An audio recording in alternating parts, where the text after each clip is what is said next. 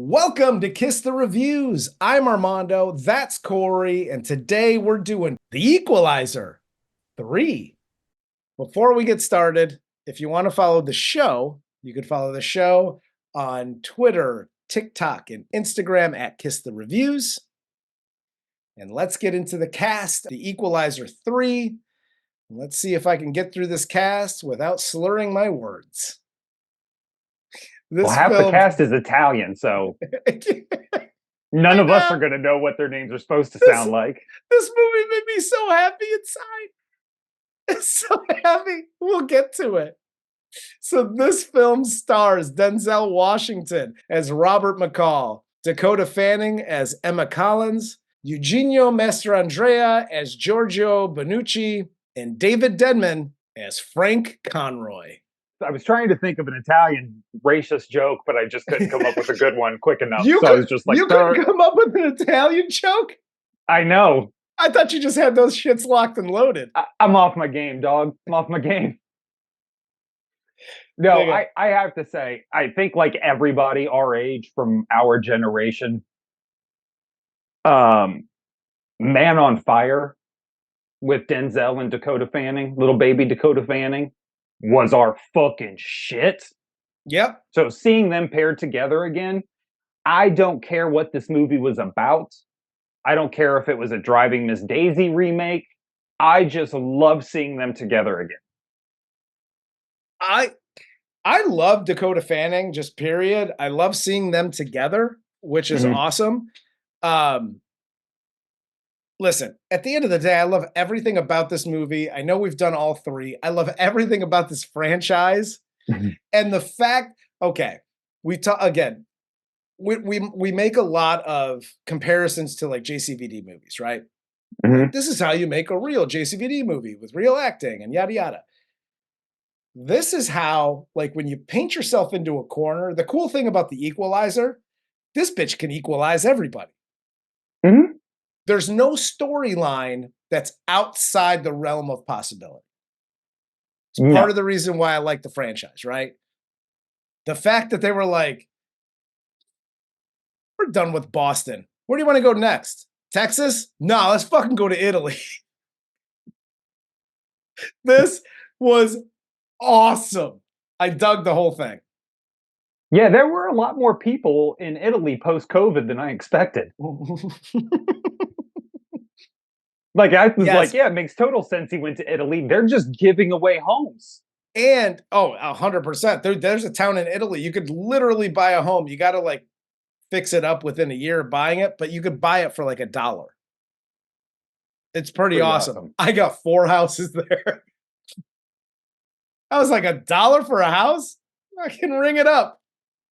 I live next to George Clooney. I spent $5. I bought a whole block. I got a whole block. Just condos for miles. But no, what I really liked about this, and I don't know if there's anybody out there that's bilingual, but when I find something that I'm like, oh, I understand what they're saying, I love reading the subtitles, and I got really caught up in the subtitles because I was like, that's not what he said. Like, that's not what that translates to. It's like some of it was just like kind of dumb. And it was like, it was just like this leads us to the next thing. But I was like, that's not what he said. What he said, like in Italian, sounds meaner than what they wrote in the subtitle. Well, yeah, but that's mainly because your language is basically still a barbarian language. So if you actually translate it, it would just sound all fuck. Like, I may kill on your fuck face. Like, that's what they say in Italian. They're not Russian, dude. Leave it alone. It's a romance language. Yeah, which means it's old as fuck and outdated. Welcome to America, pal, where we speak Americanese. Hell yes. So this movie opens in a vineyard in Sicily where McCall kills a mob enforcer, Lorenzo Vitale, and his guys to get a key to the winery's vault so he can recoup this money stolen in like a cyber heist. And I know this comes back at the end, but like he just stole the money. The He stole back the money that he stole from one guy. These guys, he literally massacred an entire vineyard of like mob people. A vineyard? It's an island. It's the whole island.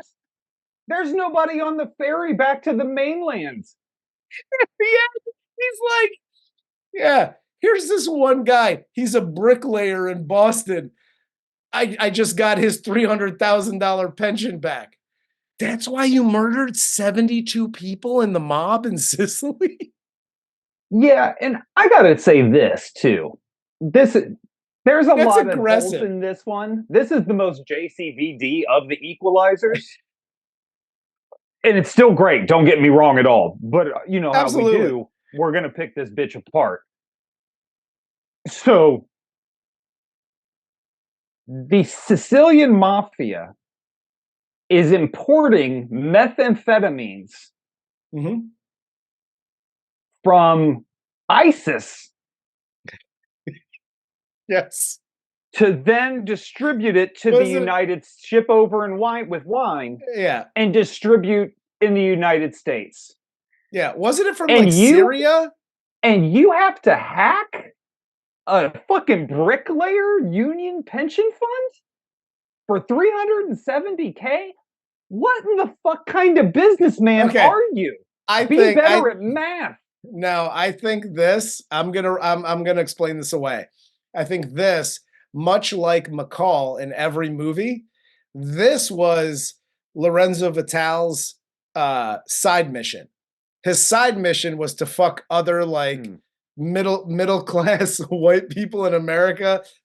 We're just fucking these like just 3 or 4 out of their pension. And then, you know, he gets the pension. He was like, side mission complete. All right, let's move on. Let's move on with the methamphetamine. This was such a weird way to wrap it up.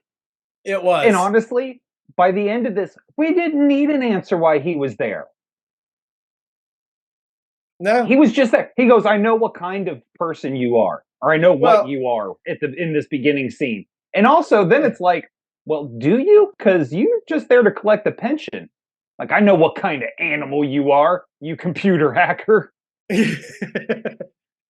Well, and after this, he doesn't like, for somebody who plans a lot and he knows, it's like, oh, beep, boop, beep, timer. I got 9 seconds to, you know, stab your fucking aorta. He doesn't plan for the mob dude's grandson in the car. So he's trying to leave. And this was actually almost as funny as the 5-star review in the second one, because he's like, hey, get back in the car. You little son of a bitch, get back. Shut the door. Shut your mouth. I got to get out of here. And he starts to walk away, and you hear the gunshot, and the kid shoots him in the back.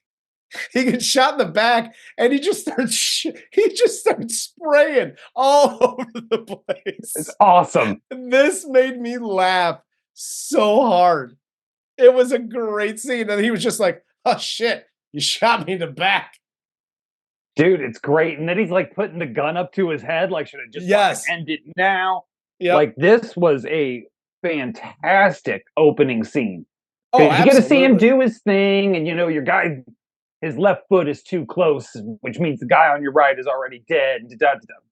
Awesome. That's what we're here for. And then you show like the vulnerability. He didn't kill the kid, so the kid shot him. He still didn't kill the kid, which I'm like, bro, if I walk out there and I see an Italian mafia son or grandson sitting in the car, yeah, dude, he's going bye-bye. Listen, this turns into... Especially if he's Italian. Exactly. Especially if he's Italian. This turns into The Godfather, where the little kid grows up and he comes in with a knife and guts you. Queste per te. Like, that's what happens if you don't kill the grandson. He comes back later on and murders you. That's part of me. The Equalizer 7 is him at like 30 coming back and killing McCall. I have a feeling Equalizer 4 will be like 10 years later, and a young 18-year-old upstart, Giovanni Pupupipa, is fucking running around Sicily now trying to get his revenge. Absolutely. As it should be. As it should Of be. course. But so after this, he takes like the ferry. This son of a bitch bleeding out his back. Like, he's just like, it's just coming out his pant leg. And he gets to a car. He passes out in the car. And this cop, Bonucci, saves him, brings him to the doctor in this small town on the mainland of Italy now. Mm-hmm. And this is where we're back on the boot, huh? Hey, we're kicking Sicily. So he's back on the boot. I think I'm just gonna talk like this for the rest of the time. But he's back on the boot. He's in the small town, and this is where he recovers. He starts, meeting the people in the small town, and not for nothing. He's literally outside of the one chick that owns or works the cafe. He's like the only black dude there. Yeah. Okay, I'm gonna equate the small town in Italy, right, with a very small town you've never heard of in, I don't know, Alabama. Okay, they're not like, hey, come have coffee with me. I'm just throwing it out there. Have you seen an Italian soccer game? Well, that's very true. Just throwing it. I'm not saying nothing. I'm just throwing it out there. In fairness, the very first time he leaves the doctor's home and goes to venture around the town, the very first person to speak to him is a cop. And it's like, hey, what do you do here? You make fall? Okay. I know you got shot, but we make fall. You be careful. I love how every Italian has a Russian accent. I can only do one accent. It doesn't matter. That's my favorite. It doesn't matter. That tickles my soul. I love it. Everything I do sounds either Russian or Irish. And then the Irish ends up bleeding into Russian. I don't know what it is. It happens. You know what it is? Where God granted me the Amy Chronicle letters. God tormented me by making me sound like a fucking Cossack. Okay, I'm letting everybody know. If you want to find out about the Amy Chronicles and the Amy letters, you got to sign up on Patreon. But so after this is where McCall, like, he's staying in the town. He calls the CIA, right? And he talks to Emma Collins. He tips her off about like the whole winery and the illegal shit going on in Sicily. And now it's side mission time.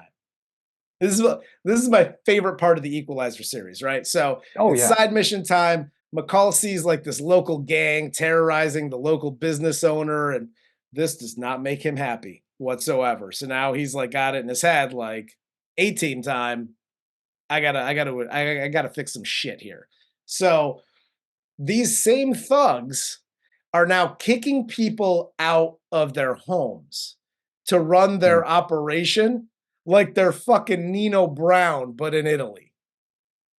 Like, yeah, dude. This is the character that always pisses me off, and I don't mean in a bad way, because they're necessary because they do get this reaction out of me.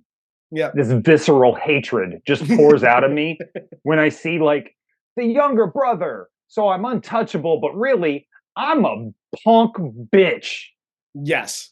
Like, it's basically like this character in real life is like Benzino. You know what I mean? Like, not it, guy. You might scare some folks, but not anybody that's actually in the mix. Yeah. They know what you are. Talker. That's what this guy really is. And like him just beating up the restaurant owner. I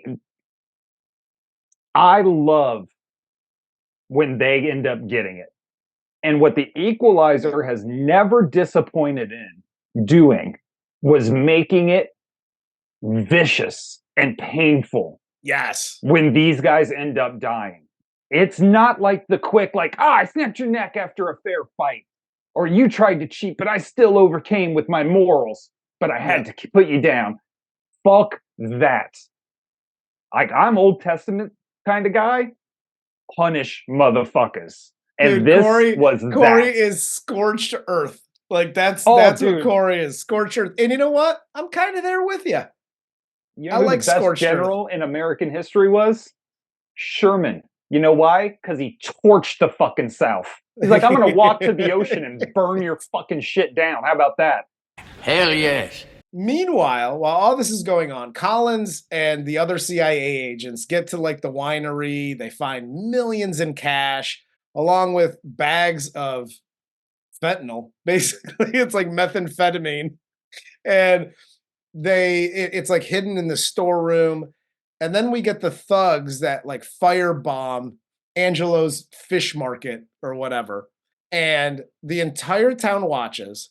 McCall sees the motorcycle thugs like off in the distance, like, hey, see what we did there? And then we get Bonucci, the cop. He watches this video, the firebomb. So he calls the cops, the Italian like Central Police or whatever. And this is the wrong move because the thugs then go and literally beat the fuck out of him. They basically they threaten his whole family, like we're gonna kill everybody. Now you're in our pocket, kind of thing. Yeah. Which that's what the mob does. And them fucking him up is brutal too. Oh, like it they really continuously make everybody like this gang is rough, dude. This isn't like the American, like, oh, we'll sit down and have a talk and we'll work this out like gentlemen. You know, they're like, I'm gonna fucking you didn't pay for 2 weeks. So now I gotta firebomb your fishery or whatever the fuck he did. Your fishery.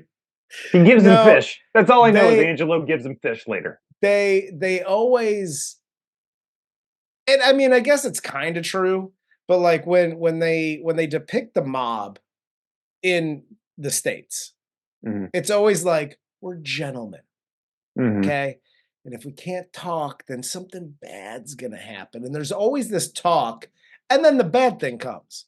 Right. Like, not for nothing, but in Italy and other countries like that where the mob does exist, and even in the United States, let's face facts, they just do the things. There is no like, hey, we're gentlemen, and this is what's gonna they just kill. They just kill and firebomb and do the things.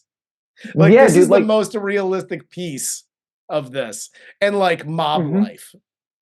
Yeah, there's a scene later on where the new mob boss and the chief of police are talking to the guy. The chief of police is like, dude, you need to slow down. I'm the fucking chief of police. I have the power.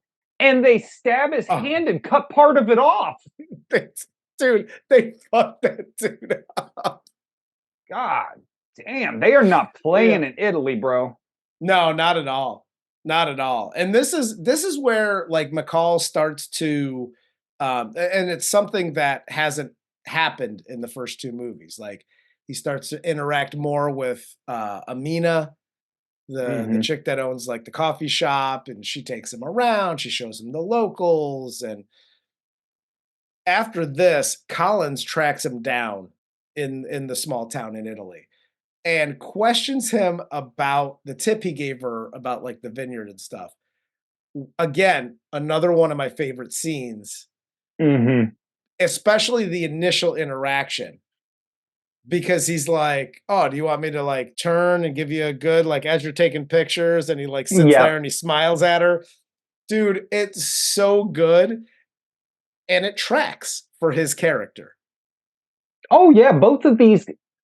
This is what is nice about, again, I know we've said this before in probably both of the reviews of these movies, of this trilogy, but when you have even competent actors who can maintain their character, know the headspace their character is supposed to be in, and why they are motivated to do the things they're doing, these are the type of scenes you get. Because the writing in this, as much as I like the writing in all of these movies, the writing in this, it's not superb. It's not great. This is a dime a dozen good guys versus bad guys. You were correct. And what they get out of it are these great little scenes because the actors are so far above who should be in this movie. Yeah. Or this type of movie, that they just sell the shit out of it. Like Dakota Fanning and him playing off each other. This one I was like, Man on Fire was a really good fucking movie. Yep. And I'm glad that like she stuck with acting and she got up to the age where she could actually be in a movie with Denzel again, now at her adult age, and be able to really interact with him. It was so great to see them on film together. I fucking love Man on Fire, dude. That movie's my shit. You've mentioned it like 4 times from before we started recording till now. If I wasn't such a pussy, I'd be an awesome bodyguard. But it's like, get shot for you? I think, fucking way. I think being a pussy immediately just removes you from the whole thing. But whatever. It is what it is. I mean, I still send an application in. Speaking of being a pussy, he's not a pussy because he got shot in the back, so he's got an excuse. But McCall starts working out here. Like, he starts climbing the stairs. And by the way, if you've never been to Italy, these are some stair climbing motherfuckers. There is stairs everywhere. My family from a small town in Italy, and literally, because everything's kind of on the side of a hill or a mountain. So there's just steps everywhere. Steps to the piazza, steps back home. So he's just like, he's Rocky Balboaing this whole thing, right? He's like, I gotta get my thing, I gotta throw away the cane. He's climbing the stairs, he's working out, because side mission is like in full effect now, right? So at the restaurant, again, great scene again. This is where the thugs find Bonucci and they demand that he set up a boat for them.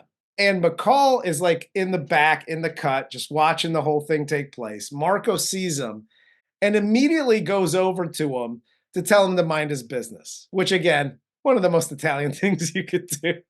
I've told numerous people to mind your fucking business.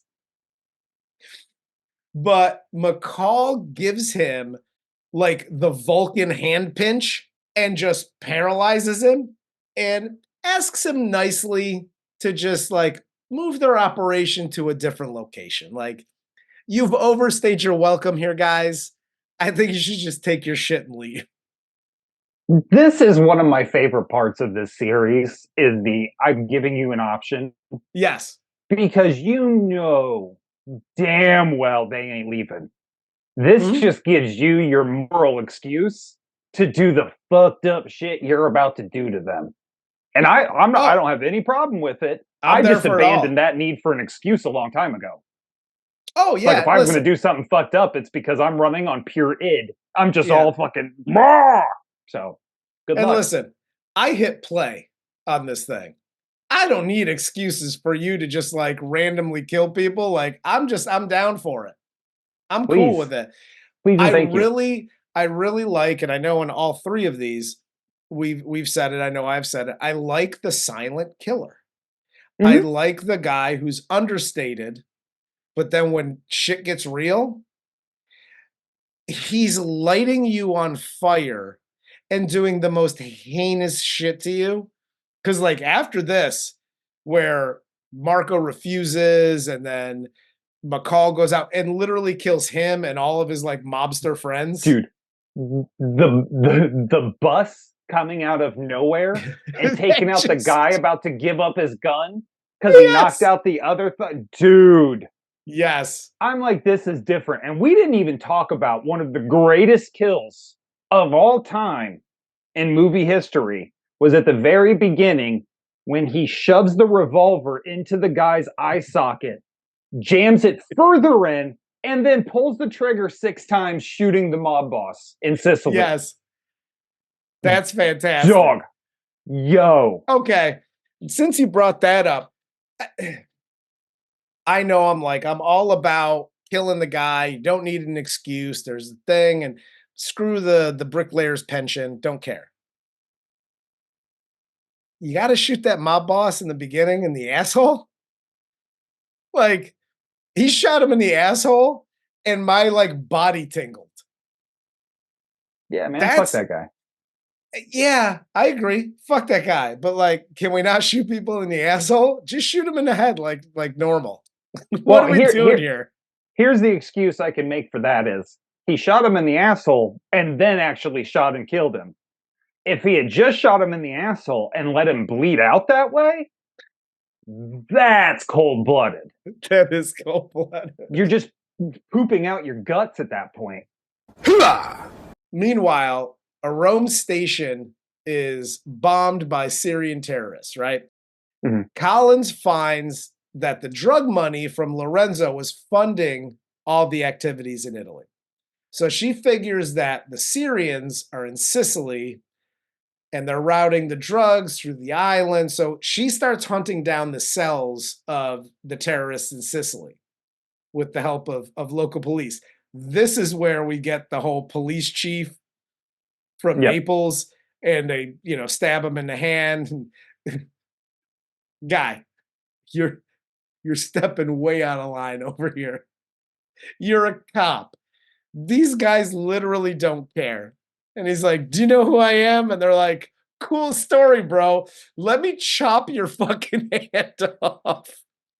And then he actually says, now go find me who's doing this.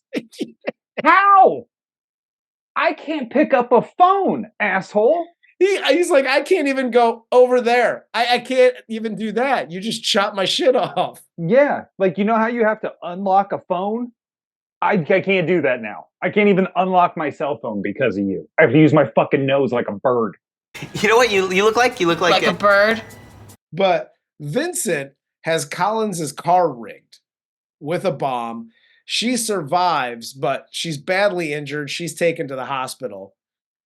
And then later, Vincent threatens to shoot Bonucci in front of the entire town if McCall doesn't reveal himself. McCall comes out. They do the whole thing. The whole town has their cell phones out. Their WhatsApp app is like up. They're all recording. And he's like, all right, Kamora, we got to get out of here. They're recording shit. They bounce. This is so funny. You couldn't cancel Dave Chappelle. And all of a sudden, this guy is just like, uh-oh, they got me. Please don't cancel me. Get the fuck out of here. Dude, Louis C.K. jerked off in front of a few people. And he's still back like on stage doing comedy. This guy's like, they're recording me. Put your guns away, guys. That's it. This is so stupid. I mean, it's just they take canceling seriously in Italy. They do. Yeah, apparently, yeah. Yeah, Me Too was big over there too. Something tells me that you're joking. Yeah, no, I don't believe that was a thing over there at all. Is it possible this story is true? Yes, it is. That scene is so ridiculous. Like Texas Chainsaw, the one Netflix did, got that scene right. When you have a bad guy in the social media, we're going to cancel you, bro, because Leatherface didn't give a fuck. He just killed everybody. And I understand you're kind of writing yourself into this position, and now you have Denzel coming out and giving up the guns.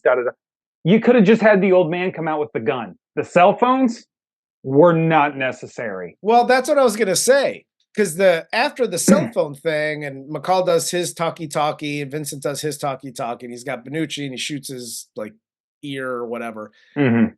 And the guy comes out with a gun. That's all you need.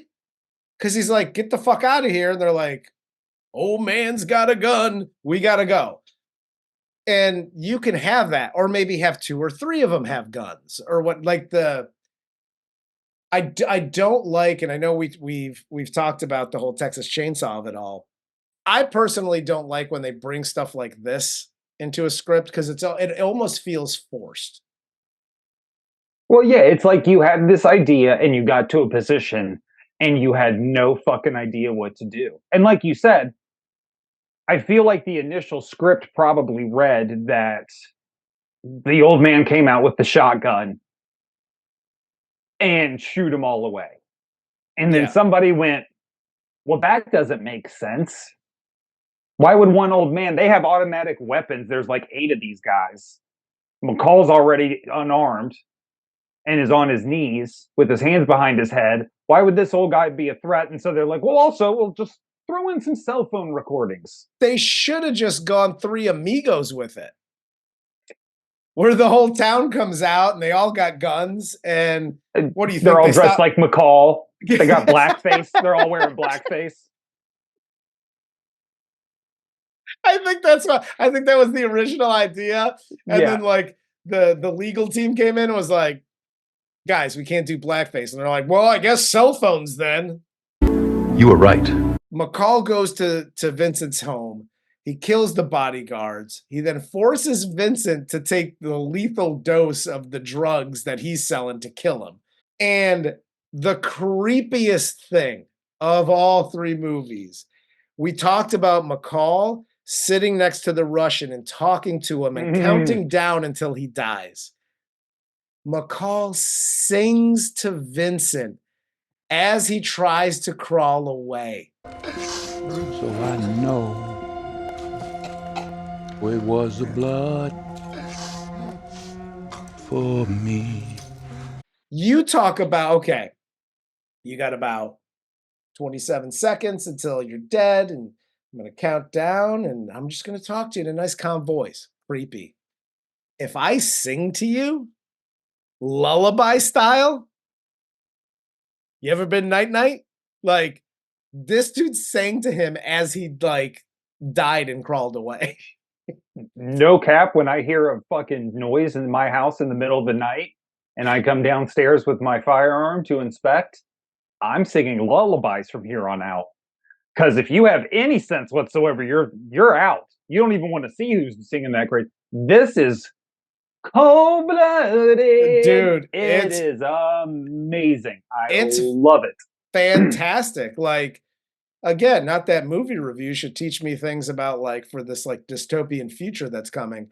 But I'm telling you right now, if we hit that dystopian future, I'm whistling, I'm singing, I'm talking to people, like, at literally some of the scariest shit.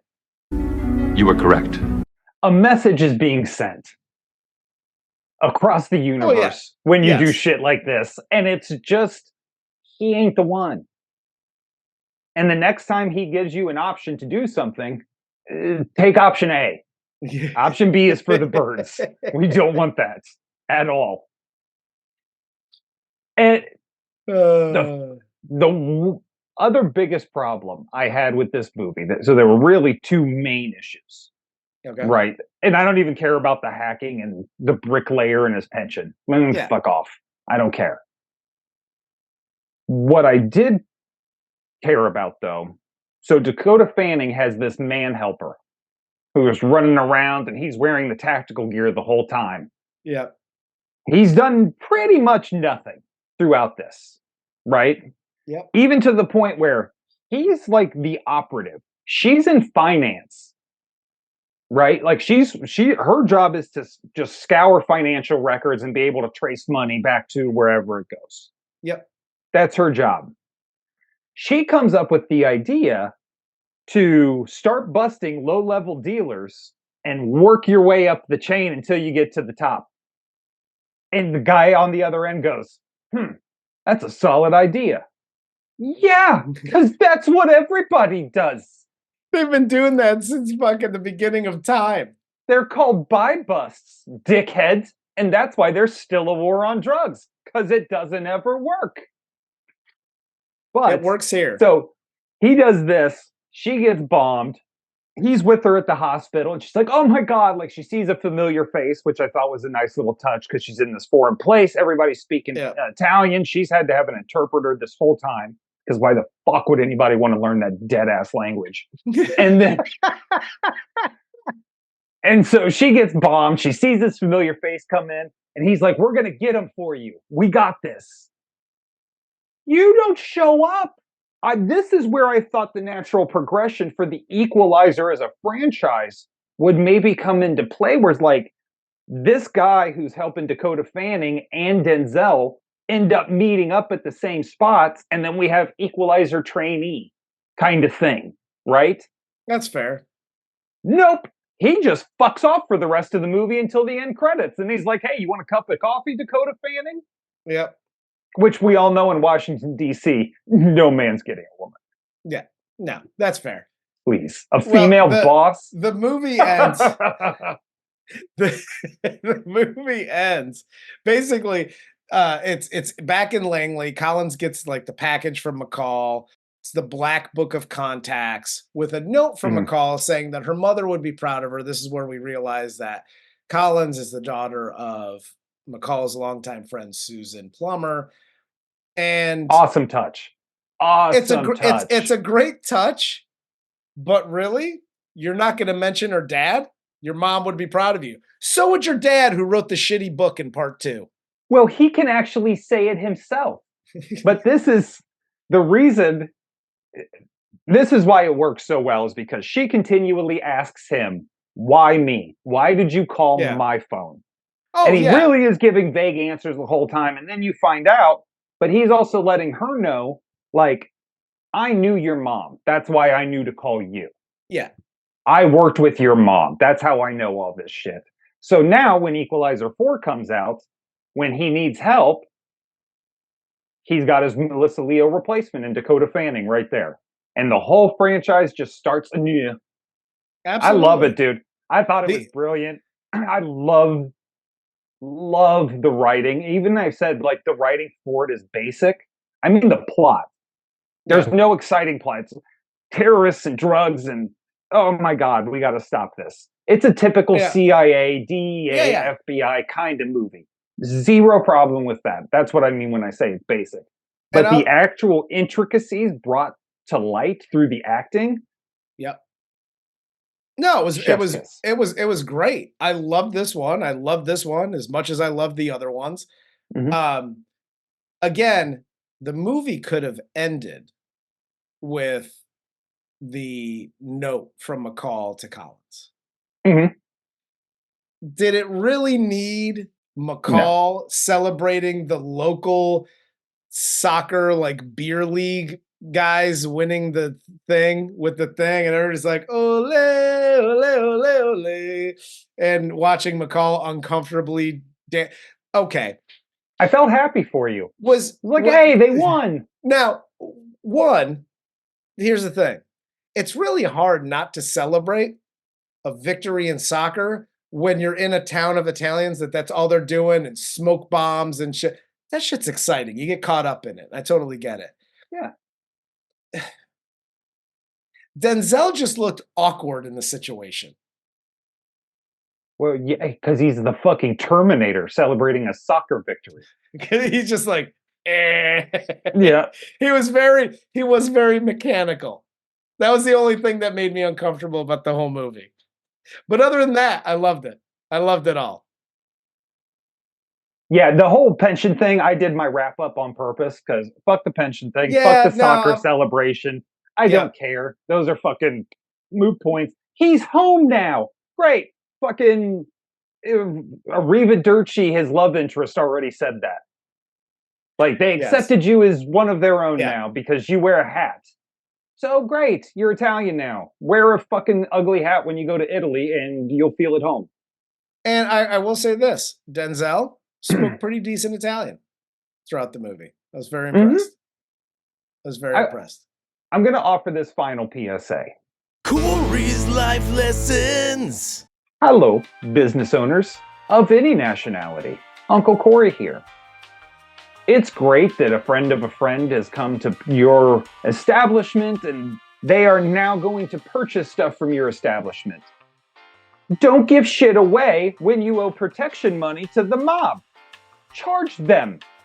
That's how you get, I don't know, your place not firebombed or your ass not beat.